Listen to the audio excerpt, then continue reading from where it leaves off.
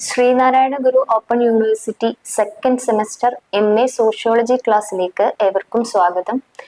ഇന്ന് നമ്മൾ ഡിസ്കസ് ചെയ്യാൻ പോകുന്നത് ജെൻഡർ ആൻഡ് സൊസൈറ്റി എന്ന പേപ്പറിലെ രണ്ടാമത്തെ ബ്ലോക്കിലെ തിയറിറ്റിക്കൽ പെർസ്പെക്റ്റീവ്സ് ഓൺ ജെൻഡർ എന്ന ഭാഗത്തെ രണ്ടാമത്തെ യൂണിറ്റ് ആയിട്ടുള്ള സബാൾട്ടേൺ ഫെമിനിസം എന്ന പാഠഭാഗമാണ്.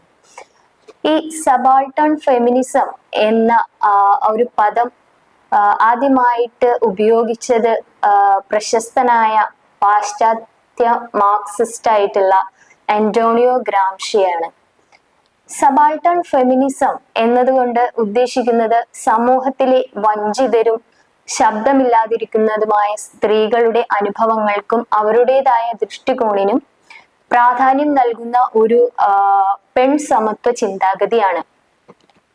ഇത് സബാൾട്ടൺ എന്ന പദം അർത്ഥമാക്കുന്നത് വഞ്ചിത വർഗം അല്ലെങ്കിൽ ചെറിയ ശബ്ദം എന്നതാണ്.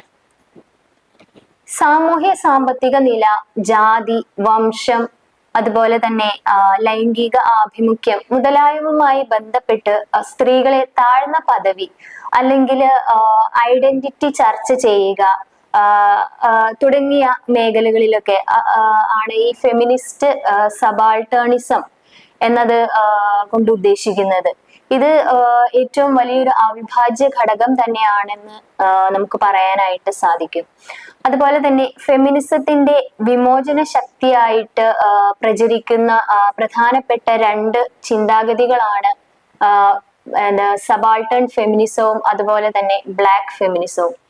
ഇനി ബ്ലാക്ക് ഫെമിനിസം എന്താണെന്ന് വെച്ചാല് കറുത്ത പെൺ സമത്വ ചിന്താധാര എന്നാണ് ഇതിന്റെ ആക്ച്വൽ ആയിട്ടുള്ള ഒരു അർത്ഥം വരുന്നത്. ഇത് സമകാലിക ഫെമിനിസത്തിന്റെ ഒരു പ്രധാനപ്പെട്ട ശാഖയാണ്. ഇത് റേസിസം, സെക്സിസം, അതുപോലെ തന്നെ ക്ലാസിസം, ജെൻഡർ ഇൻഇക്വാളിറ്റി തുടങ്ങിയ വിഷയങ്ങളിലൊക്കെ ഒരു സവിശേഷമായ സമീപനങ്ങളാണ് ഈ ബ്ലാക്ക് ഫെമിനിസം കൈക്കൊള്ളുന്നത്. ഇത് കറുത്ത സ്ത്രീകളുടെ അനുഭവങ്ങളെയും അതുപോലെ തന്നെ അവരുടെ സമാനതകളെയും അവർ നേരിടുന്ന അന്യായങ്ങളെയും ഒക്കെയാണ് ഈ ഒരു ചിന്താധാര തുറന്നു കാണിക്കുന്നത്.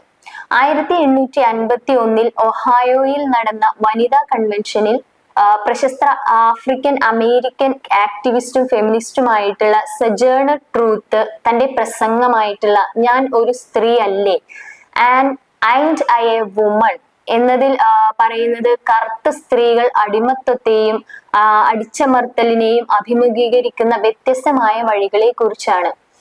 ഇനി ഈ സജേണർ ട്രൂത്ത് എന്ന് പറയുന്ന ആ ഒരു വനിത ഈ ബ്ലാക്ക് ഫെമിനിസത്തെ വളരെയധികം നേരിട്ടിരുന്ന ഒരുപാട് അനുഭവങ്ങൾ നേരിട്ടിരുന്ന ഒരു വനിതയായിരുന്നു.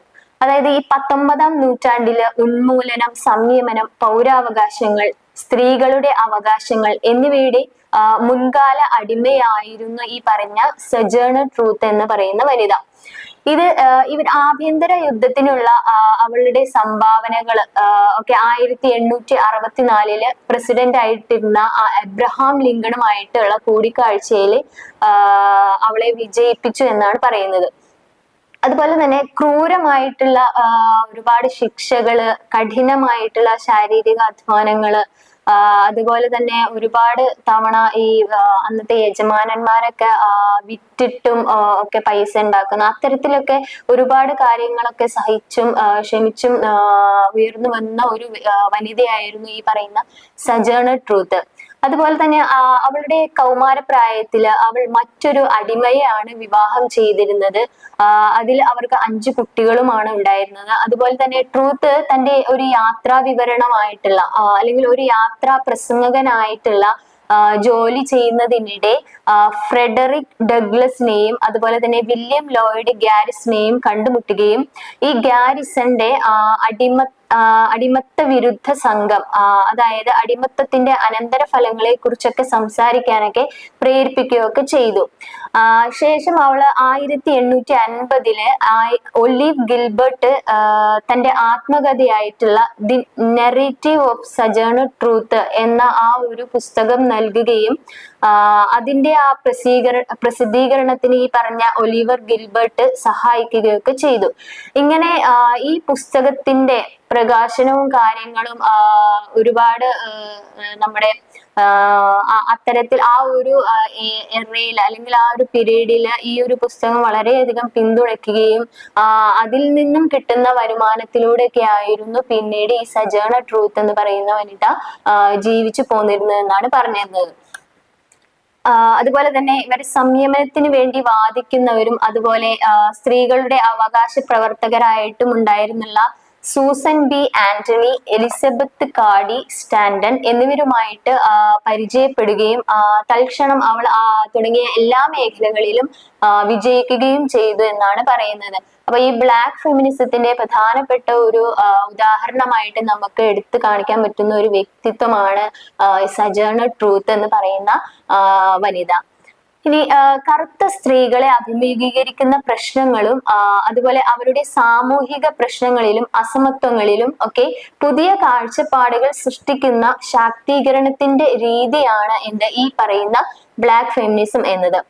ഈ പ്രശ്നങ്ങളൊക്കെ പരസ്പരം സൃഷ്ടിക്കപ്പെട്ട അടിച്ചമർത്തൽ സംവിധാനങ്ങളുടെ ഫലമായിട്ടാണ് ഉണ്ടാകുന്നത്. അതുപോലെ തന്നെ 19-ാം നൂറ്റാണ്ടിലെ ബ്ലാക്ക് ഫെമിനിസത്തിന് മിസ് ട്രൂത്തും അതുപോലെ തന്നെ അവളെ പോലുള്ള മറ്റ് സ്ത്രീകളും പ്രധാന മാതൃകകളായിരുന്നു. അമേരിക്കൻ എഴുത്തുകാരിയായിട്ടുള്ള ഗ്ലോറിയ ജീൻ വാട്കിൻസൺ ഈ ശ്രേണിയെ സാമ്രാജ്യത്വ, വെളുത്ത മേധാവിത്വ, മുതലാളിത്വ പുരുഷാധിപത്യം, അതായത് imperialist, white supremacist, capitalist, patriarchy എന്ന് വിളിച്ചു. ഒരു കറുത്ത സ്ത്രീക്ക് 2 ആഘാതങ്ങളാണ് അനുഭവപ്പെടുന്നത് പ്രധാനമായിട്ടും. അതിൽ ഒന്ന് എന്ന് പറയുന്നത് കറുപ്പ്, രണ്ടാമത്തേത് എന്ന് പറയുന്നത് സ്ത്രീ. ഈ ഇന്റർസെക്ഷനാലിറ്റി കറുത്ത വ്യക്തിത്വത്തെയും അതുപോലെ തന്നെ സ്ത്രീ സ്വത്വത്തെയും സ്വതന്ത്രമായിട്ടാണ് വിലയിരുത്തുന്നത്. ഈ 2 ഐഡന്റിറ്റികളും വിഭജിക്കുമ്പോൾ ഐഡന്റിറ്റി ആഴത്തിലാവുകയും ശക്തമായി അത് ശക്തിപ്പെടുകയും അതുപോലെ തന്നെ അത് അസമത്വത്തിന്റെയും വലുതും അക്രമാസക്തവുമായിട്ടുള്ള രൂപങ്ങളിലേക്ക് നയിക്കുകയും ചെയ്യുന്നു. US-ൽ വെളുത്ത ആധിപത്യത്തിന്റെയും അതുപോലെ പുരുഷാധിപത്യത്തിന്റെയും ഇടപെടലുകള് നിരീക്ഷിക്കാനായിട്ട് കറുത്ത സ്ത്രീകളെ ആണ് ബ്ലാക്ക് ഫെമിനിസത്തിന്റെ മാതൃകയായിട്ട് ഉപയോഗിച്ചിരുന്നത്. ഈ കറുത്ത ഫെമിനിസ്റ്റുകളും ആക്ടിവിസ്റ്റുകളും ചേർന്നിട്ട് NCNW, അതായത് national council of negro woman എന്നിവയ്ക്കൊപ്പം NACW, national association of coloured woman എന്നിവയ്ക്കൊപ്പം തുടങ്ങിയ 2 കാര്യങ്ങളാണ് രൂപീകരിച്ചിരുന്നത്. ഈ വുമൺസ് മൂവ്മെന്റിന്റെയും അതുപോലെ ബ്ലാക്ക് ലിബറേഷൻ മൂവ്മെന്റിന്റെയും സ്വാധീനം ബ്ലാക്ക് ഫെമിനിസ്റ്റ് പ്രസ്ഥാനത്തിന് കാരണമാവുകയും ഒക്കെയാണ് ചെയ്തത്. അതുപോലെ തന്നെ ബ്ലാക്ക് ലിബറേഷൻ മൂവ്മെന്റിലൂടെയും സ്ത്രീകളുടെ പ്രകടനങ്ങളിലൂടെയും ഒക്കെ കറുത്ത സ്ത്രീകളെ അല്ലെങ്കിൽ കറുത്ത സ്ത്രീകൾ ലൈംഗികമായും വംശീയമായും അടിച്ചമർത്തപ്പെടുകയൊക്കെ ചെയ്തു. ഇത് ബ്ലാക്ക് ഫെമിനിസം എന്ന പ്രസ്ഥാനത്തിന്റെ ആവിർഭാവത്തിലേക്ക് നയിക്കുകയാണ് ഉണ്ടായത്. അതുപോലെ തന്നെ കറുത്ത പുരുഷന്മാരെ സൂചിപ്പിക്കാൻ വേണ്ടിയിട്ട് കറുപ്പ് എന്ന പദം വ്യാപകമായിട്ട് ഉപയോഗിച്ചിരുന്നു. അതേസമയം സ്ത്രീകൾ എന്ന പദപ്രയോഗം വെളുത്ത സ്ത്രീകളെ സൂചിപ്പിക്കാനായിട്ടാണ് പതിവായി ഉപയോഗിച്ചിരുന്നത്. ഇക്കാരണങ്ങൾ കൊണ്ടൊക്കെ തന്നെ കറുത്ത സ്ത്രീകൾ തങ്ങളെ അവഗണിക്കപ്പെടുന്നവരായും അതുപോലെ അദൃശ്യരായിട്ടൊക്കെ തിരിച്ചറിയുകയാണ് ഉണ്ടായത്. അവരുടെ ആഗ്രഹങ്ങളും അല്ലെങ്കിൽ അവരുടെ നിലനിൽപ്പ് തുടങ്ങിയവയൊന്നും ആ ഒരു സമൂഹത്തിൽ പരിഗണിക്കപ്പെട്ടിട്ടുണ്ടായിരുന്നില്ല. കാരണം എന്തെന്നാല് അവർ കറുത്ത സ്ത്രീകളാണ് എന്നുള്ള ആ ഒരു റേസിസം അവിടെ ഊന്നൽ നൽകിയത് കൊണ്ടായിരുന്നു. അതുപോലെ തന്നെ കറുത്ത സ്ത്രീകളുടെ ആവശ്യങ്ങള് പലപ്പോഴും ഫലപ്രദമായി നിറവേറ്റുന്നതിനും അതുപോലെ അവരുടെ ദൈനംദിന ജീവിതത്തിലെ വംശം, വർഗം, ലിംഗഭേദം എന്നിവയൊക്കെ എങ്ങനെ ഇടപഴകുന്നു എന്നതിനെയൊക്കെ അഭിസംബോധന ചെയ്യുന്നതിനുള്ള ഒരു മാർഗം കണ്ടെത്തുക എന്നതായിരുന്നു ഈ ബ്ലാക്ക് ഫെമിനിസ്റ്റ് പ്രസ്ഥാനത്തിന്റെ പ്രധാന ലക്ഷ്യം എന്നത്. മറ്റൊരു കറുത്ത വർഗക്കാരിയായിരുന്ന അന്ന ജൂലിയ കൂപ്പർ അവർ 1892 a voice from the south എന്ന ഒരു പുസ്തകം പ്രസിദ്ധീകരിച്ചു. ഈ ഒരു പുസ്തകം കറുത്ത സ്ത്രീകളുടെ ശബ്ദം കേൾക്കേണ്ടതിന്റെ പ്രാധാന്യത്തെ ഊന്നിപ്പറയുകയും അതുപോലെ തന്നെ സാമൂഹിക മാറ്റത്തെ സ്വാധീനിക്കാൻ അവരെ കൂടുതൽ ശ്രദ്ധാലുക്കളാക്കുകയൊക്കെ ചെയ്തു. 1980 കാലത്ത് നടന്ന കൊലപാതകങ്ങൾക്കെതിരെയൊക്കെ മാധ്യമ പ്രവർത്തകയും ആക്ടിവിസ്റ്റുമായിട്ടുള്ള ഐഡ ബി വെൽസ് ഒരു ക്യാമ്പയിൻ ആരംഭിച്ചു. ഇത് മിസ് ട്രൂത്ത്, കൂപ്പർ, വെൽസ് എന്നിവരുടെ പ്രയത്നങ്ങൾ അതുപോലെ ലിംഗവിവേചനം, വെള്ളക്കാരായിട്ടുള്ള പുരുഷന്മാർ ആസ്വദിക്കുന്ന പുരുഷാവകാശം, വെളുത്ത ഫെമിനിസ്റ്റുകളിൽ നിന്നുള്ള മുൻവിധിയും പാർശ്വവൽക്കരണവും എന്നിവയ്ക്കെതിരെയൊക്കെ കറുത്ത സമൂഹം സാമൂഹ്യ നീതിക്ക് ശക്തമായ ഒരു അടിത്തറ സ്ഥാപിച്ചത് എങ്ങനെയെന്നാണ് തെളിയിക്കുന്നത്. ഇനി ഇന്റർസെക്ഷനാലിറ്റി എന്ന് പറഞ്ഞാല് മുമ്പത്തെ ഭാഗത്ത് നമ്മൾ ഒരുപാട് അല്ലെ മുൻ യൂണിറ്റിലൊക്കെ നമ്മൾ ഇന്റർസെക്ഷനാലിറ്റി എന്ന ആ ഒരു പദത്തെ ഒരുപാട് നമ്മൾ വിവരിച്ചിട്ടുണ്ടായിരുന്നു. അപ്പോൾ ഒരു ബിസിനസ് ഉടമയായിട്ടുള്ള ഒരു കറുത്ത സ്ത്രീക്ക് തന്റെ അവളുടെ വംശത്തിന്റെയും അതുപോലെ ലിംഗത്തിന്റെയും പേരിൽ സമൂഹത്തിൽ വിവേചനങ്ങൾ ഒരുപാട് അനുഭവപ്പെട്ടേക്കാം. 1970-കളിൽ നിരവധി കറുത്ത വർഗക്കാരായിട്ടുള്ള സ്ത്രീകൾ ചേർന്നിട്ടാണ് കോമ്പാഹി റിവർ കളക്റ്റീവ് എന്ന ഒരു കാര്യം സ്ഥാപിച്ചത്. ഈ ഇന്റർസെക്ഷനാലിറ്റി എന്നത് അവരുടെ ചലനത്തിന് നിർണായകമായ ഒരു പങ്കാണ് വഹിച്ചിരുന്നത്. അവരുടെ ഈ ഇത്തരത്തിലുള്ള പോരാട്ടം ഒന്നോ രണ്ടോ എന്നതിലുപരി അടിച്ചമർത്തലുകളുടെ വിശാലമായ ഒരു സ്പെക്ട്രത്തിന് വേണ്ടിയാണെന്ന് അവർ വിശ്വസിച്ചത് കൊണ്ട്, അങ്ങനെ അത്തരത്തിൽ വിശ്വസിച്ച് അവർ അതിന് ഇറങ്ങി പുറപ്പെട്ടത് കൊണ്ട് അത് അവരുടെ പ്രസ്ഥാനത്തെ വൈറ്റ് ഫെമിനിസത്തിൽ നിന്ന് വ്യത്യസ്തമാക്കി എന്നാണ് പറയുന്നത്. ഇപ്പൊ ഒരു കറുത്ത സ്ത്രീക്ക് അനുഭവപ്പെടേണ്ടുന്ന കഷ്ടപ്പാടെന്ന് പറയുന്നത് ഇരട്ടിയാണ്. ഒന്ന് പുരുഷാധിപത്യത്തിൽ നിന്നും മറ്റൊന്ന് വംശീയതയിൽ നിന്നും. ഇത്തരത്തിലുള്ള രണ്ട് കാര്യങ്ങളും ഒരു കറുത്ത സ്ത്രീക്ക് എന്താണ് കഷ്ടപ്പാടിന്റെ ഇരട്ടിയായിട്ടുള്ള ഒരു കാര്യങ്ങളാണെന്നാണ് പറയുന്നത്. ഇപ്പൊ ഒരു വ്യക്തി അല്ലെങ്കിൽ സമൂഹം നേരിടുന്ന വിവേചനങ്ങളുടെയും അനീതികളുടെയും വിവിധ തലങ്ങൾ തമ്മിലുള്ള ഇന്റർസെക്ഷൻസ് ആണ് ഇന്റർസെക്ഷനാലിറ്റി എന്ന പദം വിശദീകരിക്കുന്നത്. ഇതിൽ ലിംഗം, വർഗം, വർഗീയം, ലൈംഗിക അഭിരുചി, സാമൂഹിക നിലവാരം, മതം, ശാരീരിക ശേഷി തുടങ്ങിയവയിലൂടെയൊക്കെ ആളുകൾക്ക് വിവിധ അനീതികൾ അനുഭവപ്പെടുന്നതിന്റെ വ്യാപ്തിയാണ് ഈ ഒരു ആശയം വിശകലനം ചെയ്യുന്നത്. ഈ ബ്ലാക്ക് ലീവ്സ് മാറ്റർ എന്ന പ്രസ്ഥാനത്തിന്റെ അടിത്തറയായിട്ടാണ് ഇന്റർസെക്ഷനാലിറ്റി പ്രവർത്തിക്കുന്നത്. ഇത് പോലീസിന്റെ ക്രൂരതയെ നേരിടാൻ വേണ്ടിയിട്ട് ആരംഭിച്ച ഒരു വംശീയ വിരുദ്ധ സാമൂഹിക പ്രസ്ഥാനമാവുകയൊക്കെയാണ് പിന്നീട് ഉണ്ടായത്. ഇപ്പൊ നിങ്ങൾക്ക് അറിയാവുന്ന പോലെ തന്നെ ഒരു കറുത്ത ഫെമിനിസ്റ്റ് പണ്ഡിതനായ കിംബർലി വില്യം ക്രെൻഷോയാണ് 1989 ഇന്റർസെക്ഷനാലിറ്റി എന്ന പദം ആദ്യമായിട്ട് ഉപയോഗിച്ചത്. 2000 വരെ ഇത് ഫെമിനിസ്റ്റുകൾ വ്യാപകമായിട്ട് സ്വീകരിച്ചിട്ടുണ്ടായിരുന്നില്ല. യൂണിവേഴ്സിറ്റി ഓഫ് ഷിക്കാഗോ ലീഗൽ ഫോറത്തിന് വേണ്ടിയിട്ട് എഴുതിയ ലേഖനത്തിലാണ് അവർ ഈ ഒരു വാചകം കൂടുതലായിട്ടും ഉപയോഗിച്ചിരുന്നത്, അല്ലെങ്കിൽ ആദ്യമായിട്ട് ഉപയോഗിച്ചിട്ടുണ്ടായിരുന്നത്. ഈ വംശത്തിന്റെയും ലൈംഗികതയുടെയും വിഭജനം, വിവേചന വിരുദ്ധ സിദ്ധാന്തം, ഫെമിനിസ്റ്റ് സിദ്ധാന്തം, വംശീയ വിരുദ്ധ രാഷ്ട്രീയം എന്നിവയെ കുറിച്ചുള്ള ഒരു കറുത്ത ഫെമിനിസ്റ്റ് വിമർശനം എന്നായിരുന്നു ഈ പത്രത്തിന്റെ തലക്കെട്ട്. വ്യത്യസ്ത തരത്തിലുള്ള അക്രമങ്ങളെ കുറിച്ചും അതുപോലെ വെള്ളക്കാരല്ലാത്ത സ്ത്രീകൾ അത് എങ്ങനെ വ്യത്യസ്തമായി അനുഭവിക്കുന്നു എന്നും അതുപോലെ തന്നെ കറുത്ത സ്ത്രീകൾ അനുഭവിക്കുന്ന അദൃശ്യതയെ കുറിച്ചും അതിന്റെ പ്രാതിനിധ്യത്തിന്റെ ആവശ്യകതയെ കുറിച്ചുമൊക്കെയാണ് ഈ പത്രത്തിലൂടെ പ്രധാനമായിട്ടും ചർച്ച ചെയ്യുന്ന വിഷയങ്ങൾ. സ്ത്രീകൾ അനുഭവിക്കുന്ന രണ്ട് തരത്തിലുള്ള അക്രമങ്ങളെയാണ് അവർ ഈ ഒരു പത്രത്തിലൂടെ ഈ ഒരു വിശദീകരണത്തിലൂടെ വേർതിരിച്ച് കാണിക്കുന്നത്. ഒന്നാമത്തേത് ഗാർഹിക പീഡനവും അതിനുശേഷം ബലാത്സംഗവും. ഇങ്ങനെ ഈ ഘടനാപരമായ വിഭജനം എങ്ങനെ വർണ്ണമുള്ള സ്ത്രീകൾക്ക് ഈ രണ്ട് തരത്തിലുള്ള ദുരുപയോഗങ്ങളും ഗുണപരമായി വ്യത്യസ്തമായ രീതിയിൽ അനുഭവിക്കാൻ കാരണമാകുന്നു എന്നാണ് അവർ ഇതിലൂടെ കുറിക്കുന്നത്. ഈ രാഷ്ട്രീയ ഇന്റർസെക്ഷനാലിറ്റി, സ്ട്രക്ചറൽ ഇന്റർസെക്ഷനാലിറ്റി, പ്രാതിനിധ്യ ഇന്റർസെക്ഷനാലിറ്റി എന്നിവയൊക്കെ അവർ കണ്ടെത്തിയ ഉപവിഷയങ്ങളിൽ ചില വിഷയങ്ങളായിരുന്നു.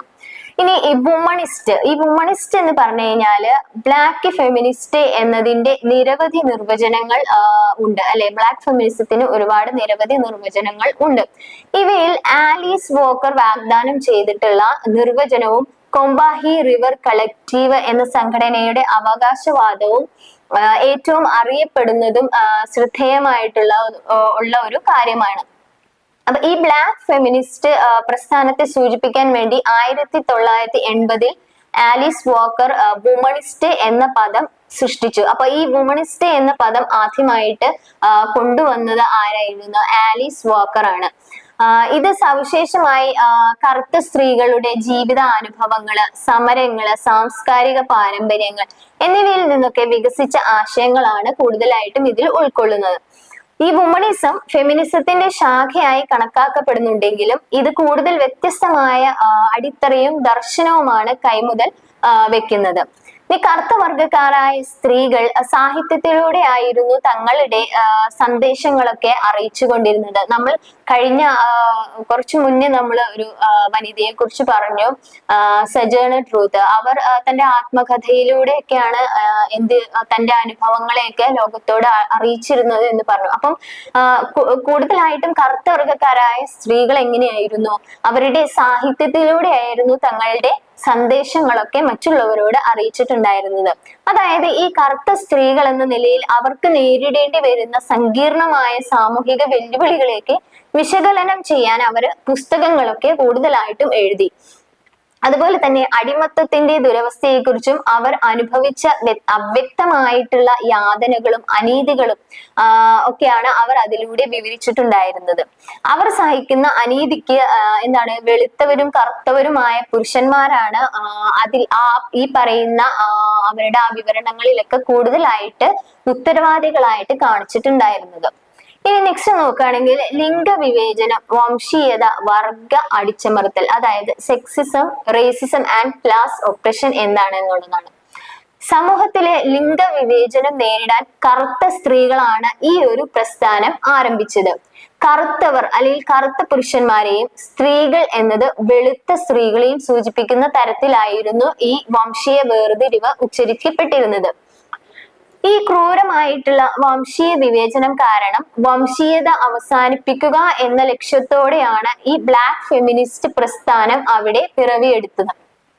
കറുത്ത സ്ത്രീകളെ വെള്ളക്കാർ ലൈംഗികമായും അധാർമികമായും മോശ പെരുമാറ്റവും ഉള്ളവരുമായാണ് കൂടുതലായിട്ടും കണ്ടിരുന്നത്. കറുപ്പ് നൽകുക എന്നതായിരുന്നു ഈ പ്രസ്ഥാനത്തിന്റെ അടിസ്ഥാന ലക്ഷ്യം. അതുപോലെ തന്നെ വോട്ടിംഗ് ബൂത്തുകളിലൊക്കെ കറുത്ത വർഗക്കാരായ സ്ത്രീകളെ കളിയാക്കുകയും അതുപോലെ തന്നെ സ്ത്രീകൾക്ക് വോട്ട് ചെയ്യാനുള്ള അവസരം നൽകിയപ്പോഴൊക്കെ വോട്ട് ചെയ്യാതിരിക്കാനുള്ള കാരണങ്ങളൊക്കെ പറയുകയൊക്കെ ചെയ്തു.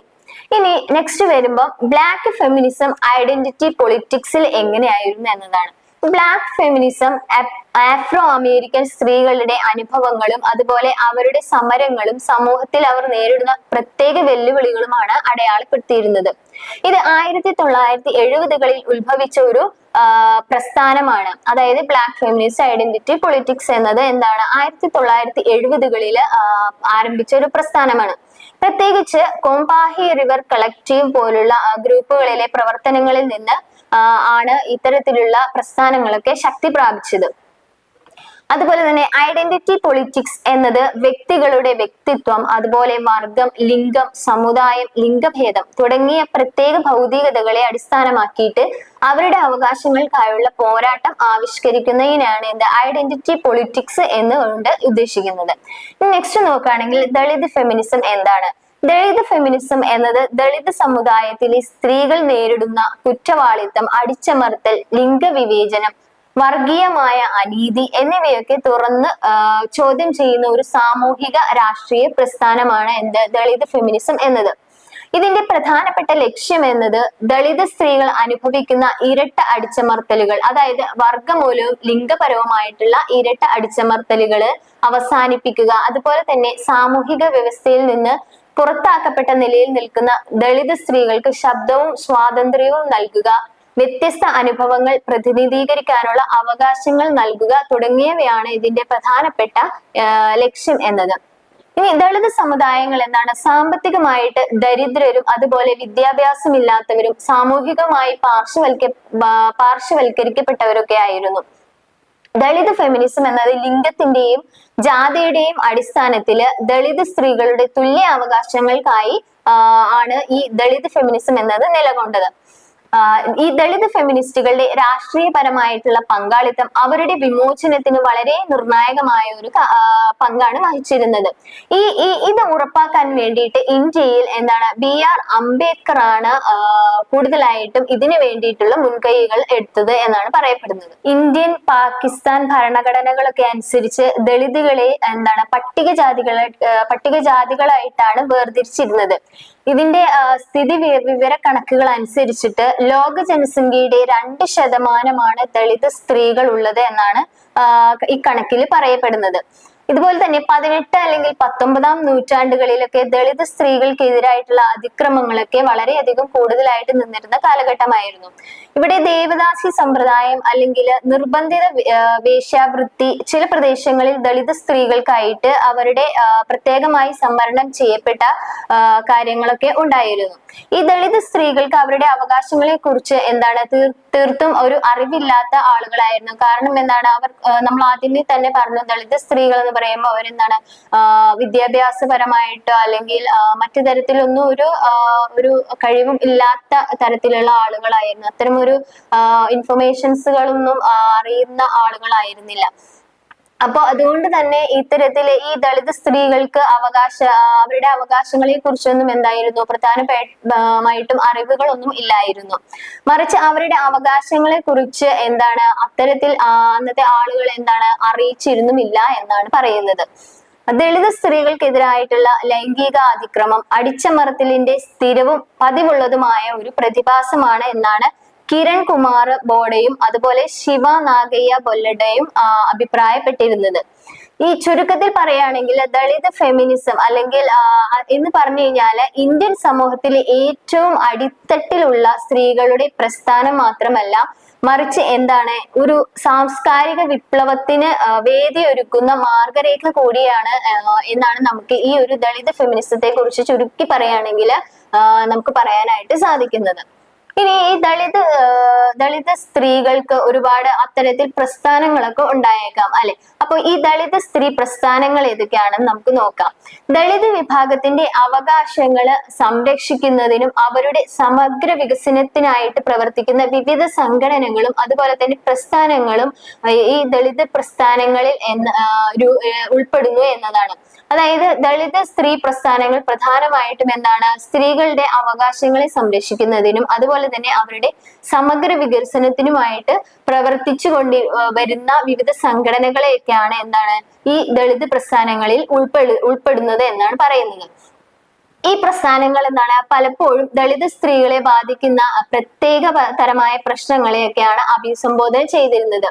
അവയിൽ എന്തൊക്കെയാണ് അവരുടെ സമുദായത്തിനുള്ളിലെ ദ്വിമുഖ ദോപിടി, അതുപോലെ ലിംഗപരമായിട്ടുള്ള അതിക്രമങ്ങള്, വിവേചനം തുടങ്ങിയവയൊക്കെയാണ് ഈ തരത്തിലുള്ള ഈ ദളിത് സ്ത്രീ പ്രസ്ഥാനങ്ങളിൽ കൂടുതലായും ഉൾക്കൊണ്ടിരുന്നത്.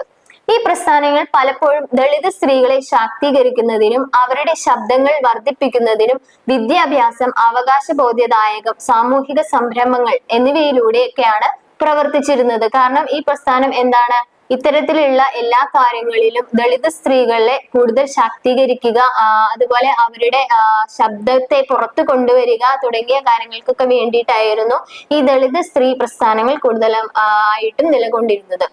ദളിത് ഫെമിനിസത്തിന്റെ വിഭജനമോ വിഘടനവാദപരമോ ആയ ശാഖയല്ല. ദളിത് അല്ലെങ്കിൽ ദളിത് ഇതര സ്ത്രീകളുമായി അവർ സഖ്യം തുടരുന്നെന്നാണ് ഇതുകൊണ്ട് ഉറപ്പു നൽകുന്നത്. ദളിത് പശ്ചാത്തലത്തിൽ നോക്കുകയാണെങ്കിൽ തങ്ങളുടെ പ്രശ്നങ്ങളെയൊക്കെ അഭിസംബോധന ചെയ്തുകൊണ്ട് സമത്വത്തിൽ എത്താനും സ്വയം സംസാരിക്കേണ്ടതിന്റെ ആവശ്യകത തിരിച്ചറിയാനും ഒക്കെ അവർ ഈ ഒരു ദളിത് പ്രസ്ഥാനത്തിലൂടെ ശ്രമിച്ചു എന്നാണ് പറയുന്നത്. 1990-കൾക്ക് ശേഷം ദളിത് ഫെമിനിസം ശക്തി പ്രാപിക്കുകയും അത് 1993-ൽ നടന്ന വംശീയതയെ കുറിച്ചുള്ള ലോക സമ്മേളനത്തിലേക്കും പിന്നീട് 1995-ൽ നടന്ന സ്ത്രീകളെ കുറിച്ചുള്ള ലോക സമ്മേളനത്തിലേക്കും പ്രതിനിധികളെ അയക്കുകയും അതിനുശേഷം 2001-ൽ ലോക സമ്മേളനത്തിലേക്ക് അല്ലെങ്കിൽ 2001-ൽ നടന്ന വംശീയതയ്ക്കെതിരായിട്ടുള്ള ലോക സമ്മേളനം വംശീയതയും ജാതീയതയും തുടച്ചു നീക്കേണ്ടതിന്റെ ആവശ്യകതയെ ഉയർത്തിക്കാട്ടുകയും അതിന് ഒരു ആഗോള അംഗീകാരം നൽകുകയൊക്കെ ചെയ്തു. ശേഷം 2006 മാർച്ചിൽ ദളിത് സ്ത്രീകൾക്കെതിരായിട്ടുള്ള അതിക്രമങ്ങൾ എന്ന വിഷയത്തിൽ ന്യൂഡൽഹിയിൽ ദേശീയ സമ്മേളനം നടക്കുകയും അത് ദളിതർക്കിടയിൽ പ്രബല ജാതികളുടെ അസമത്വം സൃഷ്ടിക്കുന്ന വഴികൾ ചർച്ച ചെയ്യുകയും അത് ദളിത് സ്ത്രീകൾക്ക് നിയമങ്ങളും അവകാശങ്ങളും നൽകണമെന്ന് അവ ഫലപ്രദമായി നടപ്പാക്കണമെന്നും ഈ സമ്മേളനം ആവശ്യപ്പെടുകയാണ് ഉണ്ടായത്. പിന്നീട് 2006 ദളിത് സ്ത്രീത്വം എന്ന ആശയം വന്നത്. ഖബർ ലഹരി, ദളിത് സ്ത്രീകളുടെ ആദ്യ പത്രമാണ് ഖബർ ലഹരി എന്ന് പറയുന്നത്. ഇത് പുറത്തിറങ്ങിയത് 2002 ഇത് 2009 ഈ ഒരു പത്രത്തിന് യുനെസ്കോ സാക്ഷരതാ സമ്മാനം ലഭിക്കുകയും ചെയ്തു. ഇത്തരം ആശയങ്ങളൊക്കെ നിലനിൽക്കുന്ന ഈ ഒരു സാഹചര്യത്തില് ബാംഗ്ലൂരിൽ നിന്നുള്ള റൂത്ത് മനോരമ എന്ന ആക്ടിവിസ്റ്റ് ദളിത് സ്ത്രീകളുടെയും നിയമപരവും രാഷ്ട്രീയപരവുമായ ശാക്തീകരണത്തിനായി പ്രവർത്തിക്കുകയും ഇത് SC/ST നിയമങ്ങൾ ഏറ്റവും മോശമായ നടപ്പാക്കിയവയാണ് എന്ന് അഭിപ്രായപ്പെടുകയൊക്കെ ചെയ്തു.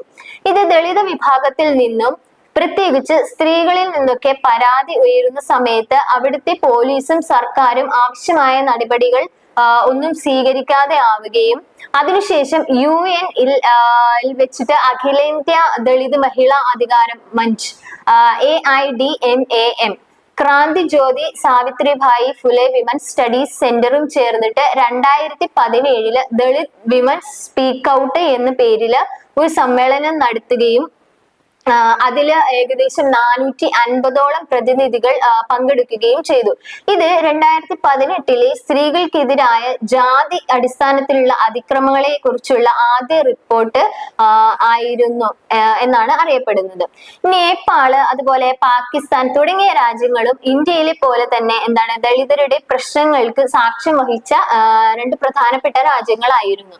1994 ഫെമിനിസ്റ്റ് ദളിത് സംഘടന FEDO സംഘടിപ്പിച്ച ദുർഗ സോവ് ആയിരുന്നു നേപ്പാളി ഫെമിനിസ്റ്റുകളിൽ ഒരു പ്രധാന പങ്ക് വഹിച്ചിരുന്നത്. പിന്നീട് 2014 കാഠ്മണ്ഡുവിൽ നടന്ന ദളിത് സമ്മേളനമാണ് രാജ്യത്തിന്റെ ഉടനീളം ഉള്ള ആയിരക്കണക്കിന് ദളിത് സ്ത്രീകളെ മുന്നോട്ട് കൊണ്ടുവന്ന പ്രസ്ഥാനങ്ങളിൽ ഒന്ന് എന്ന് പറയുന്നു. എന്നാൽ ഈ പാകിസ്ഥാനിലെ സാമൂഹിക സാഹചര്യങ്ങൾ തികച്ചും വ്യത്യസ്തമായിരുന്നു. കാരണം ദളിത് സ്ത്രീകളുടെ ജാതി പ്രശ്നങ്ങളെക്കാളും അവിടെ കൂടുതലും മതത്തെ അടിസ്ഥാനമാക്കിയിട്ടുള്ള പ്രശ്നങ്ങളായിരുന്നു കണ്ടുവന്നിരുന്നത്. അപ്പൊ അതുകൊണ്ട് തന്നെ പാകിസ്ഥാനിലെ സാമൂഹിക സാഹചര്യങ്ങൾ അല്ലെങ്കിൽ ദളിത് സ്ത്രീകളുടെ അവസ്ഥകളെ കുറിച്ച് നോക്കുകയാണെങ്കിൽ മറ്റ് സംസ്ഥാനങ്ങളെക്കാളും വ്യത്യസ്തമായിട്ടുള്ള ഒന്നായിരുന്നു. എന്നാൽ അവിടെ ദളിത് ഫെമിനിസ്റ്റ് സാഹിത്യം ജാതി സ്വത്വത്തിന്റെ വിഷയങ്ങളാൽ സമ്പന്നമായിരുന്നു. തമിഴ് എഴുത്തുകാരിയായിരുന്ന മീന കന്ദസ്വാമിയും തെലുങ്ക് എഴുത്തുകാരായ ജൂപക സുഭദ്ര, ജജുല ഗൗരി, ഗോഗു ശ്യാമള തുടങ്ങിയവരൊക്കെ ദളിത് പ്രശ്നങ്ങൾ ഉയർത്തിക്കാട്ടുകയും ദളിത് പുരുഷന്മാരിൽ നിന്നും ഉയർന്ന ജാതിയിൽപ്പെട്ട പുരുഷന്മാരിൽ നിന്നും വ്യത്യസ്തമായ ദളിത് സ്ത്രീകൾ മാത്രം നേരിടുന്ന പരാധീനതകളുമായി ബന്ധപ്പെട്ട അടിച്ചമർത്തലിന്റെ അനുഭവങ്ങളാണ് ദളിത് സാഹിത്യം പ്രതിനിധാനം ചെയ്യുന്നത് എന്ന് പറഞ്ഞു. സ്ത്രീകളുടെ ആത്മകഥകൾ ദളിത് ഫെമിനിസത്തെ വലിയ രീതിയിലാണ് സ്വാധീനം ചെലുത്തിയത്. അതായത് അവർ തങ്ങളുടെ പ്രശ്നങ്ങളും അവർ നേരിടുന്ന അനുഭവങ്ങളും കഷ്ടപ്പാടുകളും ഒക്കെ തങ്ങളുടെ ഒരു സാഹിത്യപരമായ എഴുത്തിലൂടെയായിരുന്നു പുറം ലോകത്തെ അറിയിച്ചിട്ടുണ്ടായിരുന്നു. അപ്പം ഇത്തരത്തിലുള്ള ആത്മകഥകളൊക്കെ ദളിത് ഫെമിനിസത്തിന്റെ ഏറ്റവും വലിയ രീതിയിലാണ് സ്വാധീനം ചെലുത്തിയത് എന്നാണ് പറയപ്പെടുന്നത്. ഇനി നോക്കുന്നത് തദ്ദേശീയ ഫെമിനിസം എന്താണ്? തദ്ദേശീയ ഫെമിനിസം എന്നത് ഇന്ത്യൻ സമൂഹത്തിലെ സ്ത്രീകളുടെ അവകാശങ്ങൾ, ആശങ്കകള്, അനുഭവങ്ങൾ എന്നിവയൊക്കെ കേന്ദ്രീകരിച്ചിട്ടുള്ള ഒരു ഫെമിനിസ്റ്റ് ചിന്തയാണ്. പാശ്ചാത്യ ഫെമിനിസ്റ്റ് ചിന്തകളിൽ നിന്ന് വ്യത്യസ്തമായിട്ട് തദ്ദേശീയ ഫെമിനിസം ഇന്ത്യൻ സമൂഹത്തിന്റെ സാംസ്കാരിക, ചരിത്ര, സാമൂഹിക പ്രത്യേകതകളെയാണ് കണക്കിലെടുക്കുന്നത്. കോളനിവൽക്കരാനന്തര ഫെമിനിസത്തിന്റെ കാലഘട്ടത്തിൽ തദ്ദേശീയരായ സ്ത്രീകളുടെ മേൽ കൊളോണിയലിസത്തിന്റെ കടുത്ത പ്രത്യാഘാതങ്ങളൊക്കെ നേരിട്ട് കൊണ്ടിരുന്ന സമയത്തായിരുന്നു ഈ പറയുന്ന തദ്ദേശീയ ഫെമിനിസത്തിന്റെ ഉത്ഭവം. ഈ കാലഘട്ടത്തിൽ ലൈംഗികത, ജനവാസ ഭൂമി, സ്വത്ത് തുടങ്ങിയ കാര്യങ്ങളിൽ സ്ത്രീകളുമായി താരതമ്യപ്പെടുത്തുമ്പോൾ പുരുഷന്മാർ നേരിടുന്ന വിനാശങ്ങൾ വളരെ വ്യത്യസ്തമായിരുന്നു. വിശാലമായി പറഞ്ഞു കഴിഞ്ഞാല് തദ്ദേശീയ ഫെമിനിസം എന്നത് ഫെമിനിസത്തിന്റെ ഒരു ഇന്റർസെക്ഷണൽ സിദ്ധാന്തവും അതുപോലെ പ്രയോഗവുമാണ് എന്ന് വിശേഷിപ്പിക്കാം. അതുപോലെ തന്നെ തദ്ദേശീയ ഫെമിനിസത്തില് ഇന്റർസെക്ഷനാലിറ്റി എന്ന് പറഞ്ഞാല് അപകോളനീവൽക്കരണം, തദ്ദേശീയ പരമാധികാരം, സ്ത്രീകൾക്കും അവരുടെ കുടുംബങ്ങൾക്കുമുള്ള മനുഷ്യാവകാശങ്ങൾ എന്നിവയ്ക്കാണ് കൂടുതലായിട്ട് മുൻഗണന നൽകിയിരുന്നത്. എന്നിരുന്നാലും ഇതിന്റെ നിർവചനങ്ങളും സിദ്ധാന്തങ്ങളും എന്താണ് പര്യാപ്തമല്ല. തദ്ദേശീയ സമൂഹങ്ങളിൽ സ്ഥിരതയാർന്ന ഒരു ഫെമിനിസ്റ്റ് പ്രവർത്തനം ഇപ്പോഴും എന്താണ് നടക്കുന്നുണ്ട് എന്നുള്ളതാണ് ഏറ്റവും പ്രധാനപ്പെട്ട ഒരു സത്യം എന്നത്. ചുരുക്കത്തിൽ പറയുകയാണെങ്കിൽ സബാൾട്ടൺ ഫെമിനിസം എന്നത് എന്താണ് സ്ത്രീത്വത്തിന്റെ എല്ലാ വൈവിധ്യങ്ങളെയും ഉൾക്കൊള്ളുന്നതിനുള്ള ഒരു ചലനാത്മക മാർഗവും ഫെമിനിസത്തിലും വലിയ സ്ത്രീ പ്രസ്ഥാനത്തിലും ദളിത് ജനവിഭാഗങ്ങൾക്കിടയിലെ ജാതി അതുപോലെ ലിംഗപരമായ റോളുകളെയൊക്കെ ചോദ്യം ചെയ്യുന്നത് ഉൾപ്പെടെയുള്ള ഒരു ഫെമിനിസ്റ്റ് വീക്ഷണമാണ് ഈ ദളിത് അല്ലെങ്കിൽ സബാൾട്ടൺ ഫെമിനിസം എന്ന് നമുക്ക് പറയാനായിട്ട് സാധിക്കും. അപ്പോ ഈ ഒരു യൂണിറ്റിലൂടെ പറയുന്ന എന്താണ് ദളിത് ഫെമിനിസത്തെ കുറിച്ചാണ് കൂടുതലായിട്ടും പറയുന്നത്. അവർ അനുഭവിക്കുന്ന അതായത് കറുത്ത വർഗക്കാരായിട്ടുള്ള സ്ത്രീകള് ഏറ്റവും പ്രധാനപ്പെട്ട രണ്ട് പ്രസ്ഥാനങ്ങൾ ഈ ഒരു സബാൾട്ടൺ ഫെമിനിസം എന്ന ആ ഒരു ആശയത്തിന്റെ ഏറ്റവും പ്രധാനപ്പെട്ട രണ്ട് കാര്യങ്ങളാണ് ബ്ലാക്ക് ഫെമിനിസവും അതുപോലെ തന്നെ ദളിത് ഫെമിനിസവും എന്നത്. ബ്ലാക്ക് ഫെമിനിസം എന്ന് പറഞ്ഞാൽ എന്തായിരുന്നു? കറുത്ത വർഗക്കാരായ സ്ത്രീകളിൽ അവരുടെ അവകാശങ്ങൾക്കും അവരുടെ ഓരോ ആവശ്യങ്ങൾക്കും വേണ്ടിയിട്ട് പോരാടിയിരുന്ന ഒരു പ്രസ്ഥാനമാണ് ബ്ലാക്ക് ഫെമിനിസം എന്നത്. ഇനി ദളിത് ഫെമിനിസം എന്ന് പറഞ്ഞു കഴിഞ്ഞാൽ എന്താണ്? കറുത്ത വർഗക്കാരായ അല്ലെങ്കിൽ പാവപ്പെട്ട പാർശ്വവൽക്കരിക്കപ്പെട്ട അല്ലെങ്കിൽ തങ്ങളുടേതായ കാര്യങ്ങളൊന്നും തുറന്നടിച്ച് പറയാൻ മടിക്കുന്ന തരത്തിലുള്ള അവരുടെ ശബ്ദം പുറത്തോട്ട് കൊണ്ടുവരാനൊക്കെ വേണ്ടിയിട്ട് ഇത്തരത്തിലുള്ള കാര്യങ്ങളിലൊക്കെ ഒരുപാട് സ്ത്രീ ദളിത് പ്രസ്ഥാനങ്ങളൊക്കെ രൂപീകരിച്ചു തുടങ്ങിയവയൊക്കെയാണ് നമ്മൾ ഈ ഒരു യൂണിറ്റിലൂടെ ചർച്ച ചെയ്തത്. അപ്പോ ഈ യൂണിറ്റിൽ പ്രധാനമായിട്ടും പറഞ്ഞിരുന്ന കാര്യങ്ങൾ ഇത്തരത്തിലുള്ള കാര്യങ്ങളാണ്. അപ്പൊ ഇത് മനസ്സിലായിട്ടുണ്ടെന്ന് വിചാരിക്കുന്നു. അപ്പൊ നെക്സ്റ്റ് ക്ലാസ്സിൽ കാണുന്നത് വരെ താങ്ക് യു.